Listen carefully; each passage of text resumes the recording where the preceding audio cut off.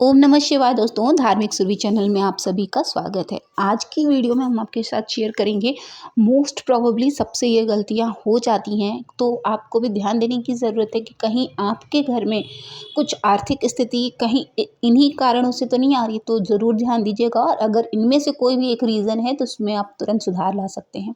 तो बात करते हैं कि कौन से ऐसे 4 कारण हैं जो हम अपने डेली रूटीन में करते हैं सुबह उठते ही, जिसकी वजह से दरिद्रता हमारे घर में हमेशा के लिए निवास कर लेती है।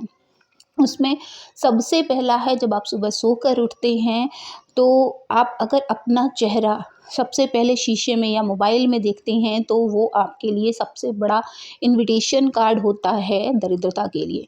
क्योंकि जब हम सुबह सोकर उठते हैं, कहा जाता है कि रात में जब आप सोइए तो भगवान का स्मरण करके सोइए, और सुबह जब उठिए तो सबसे पहले या तो आप धरती माता को प्रणाम करके नीचे उतरिए और भगवान का स्मरण करिए। और अगर जैसे आप उठ ही रहे हैं और अभी नियम बनाने में समय लग रहा है, नहीं कुछ है, तो या तो आप अपने बच्चों का जो है चेहरा देख सकते हैं। बच्चे अगर आपके रूम में नहीं सो रहे हैं तो आप पति का भी अपने चेहरा देख कर उठ सकते हैं, लेकिन कभी भी अपना चेहरा शीशे में नहीं देखना चाहिए, सबसे पहला।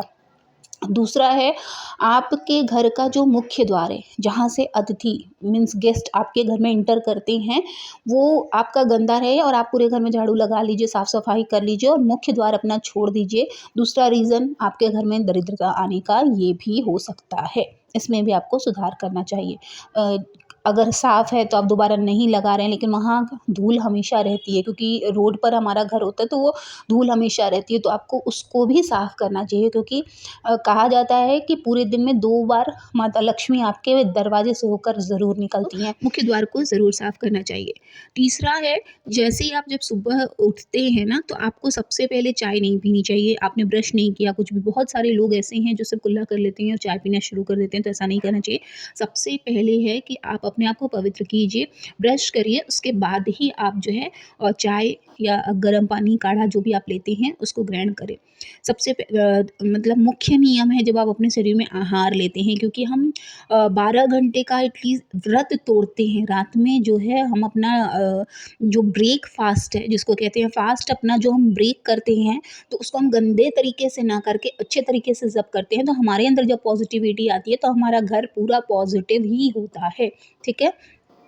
नेक्स्ट है, मॉर्निंग में कभी भी पति पत्नी को आपस में संपर्क में नहीं आना चाहिए, क्योंकि जो सुबह का समय होता है वो पूजा पाठ का समय होता है, अपने दैनिक कार्यों को शुरू करने का समय होता है।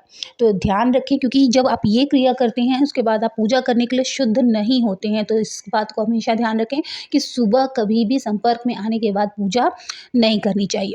चौथा है, जो लोग सुबह उठते ही, जैसे बहुत सारे लोगों की आदत होती है तुलसी वाली चाय डालकर पीते हैं, अदरक नहीं पी रहे तो तुलसी डाल देते हैं। बिना नहाए धुले अगर आप तुलसी तोड़ कर डाल देते हैं चाय में, सिर्फ आप उसको एक चाय की सामग्री की तरह यूज़ करते हैं, तो भी आपके घर में दरिद्रता ज़रूर निवास कर ले जाएगी। क्योंकि माता लक्ष्मी का ही स्वरूप माता तुलसी को माना जाता है, उसी तरीके का उनको सम्मान दिया जाता है। तो बिना नहाए धोए आपको कभी भी तुलसी जी को नहीं तोड़ना चाहिए, यहाँ तक कि उन्हें नाखून का भी स्पर्श नहीं लगाना चाहिए। और भगवान का स्मरण करे बिना तो आप उन्हें तोड़ ही नहीं सकते। तो अगर आपको तुलसी जी चाहिए तो आप शाम को ही एक डिब्बे में करके रख लीजिए और उसके बाद अगले दिन आप उनको जो है यूज़ कर सकते हैं, लेकिन बिना नहाए आप कभी भी तुलसी जी को स्पर्श मत करिएगा। क्योंकि ये 4 काम जो हमने आपको बताए हैं, अगर वो आप करते हैं तो आपके घर में दरिद्रता ज़रूर निवास कर ली जाएगी। और अगर आप सुधार नहीं करेंगे तो हो सकता है अभी आपका काम चल ज़रूर रहा हो, लेकिन आने वाले समय में आपको और अधिक दुःख भोगना पड़ जाए और कहीं ऐसी स्थिति आ जाती है कि आप रास्ता ढूँढने की भी कोशिश करते हैं तो रास्ता नहीं मिलता। इसलिए बहुत ज़रूरी है भगवान के शरण में हमेशा रहते रहना। जाने अनजाने कलयुग का समय है, बहुत सारे पाप ज़रूर होते हैं, तो इन सब से बचने के लिए पूजा पाठ में भगवान के संपर्क में हमेशा रहना चाहिए, ताकि इसके बाद जो हम ज़िंदगी जी रहे हैं, अगर आप गरुड़ पुराण सुनेंगे तो उसके बाद की जो ज़िंदगी है, मृत्यु के बाद की, वो बहुत कठिन है। उसमें तो आपके साथ कोई रहने वाला भी नहीं है यमदूतों के अलावा। तो बहुत ज़रूरी है कि आप अपने दैनिक कार्यों में भगवान का स्मरण क्षण क्षण क्षण करते ही रहें, ताकि जाने अनजाने अगर किसी को दुख पहुंचता है या हम किसी की निंदा करते हैं, क्रोध में आते हैं, तो हमारे पाप जो है धीरे धीरे कटते रहें। तो इस जन्म के लिए नहीं, लेकिन जन्म के बाद जो मृत्यु मिलेगी, उसके बाद जो हमें भोगना पड़ेगा, उसको कम करने के लिए पूजा पाठ से ज़रूर जुड़े रहें। और इस समय में दरिद्रता आपके घर में ना निवास करे, आपके बच्चे हमेशा खुश रहें, पति जो भी कर रहा है उसमें हमेशा सफलता मिलती रहे। इसलिए घर में होने वाले कुछ अशुद्ध कार्यों को तुरंत छोड़ देना चाहिए।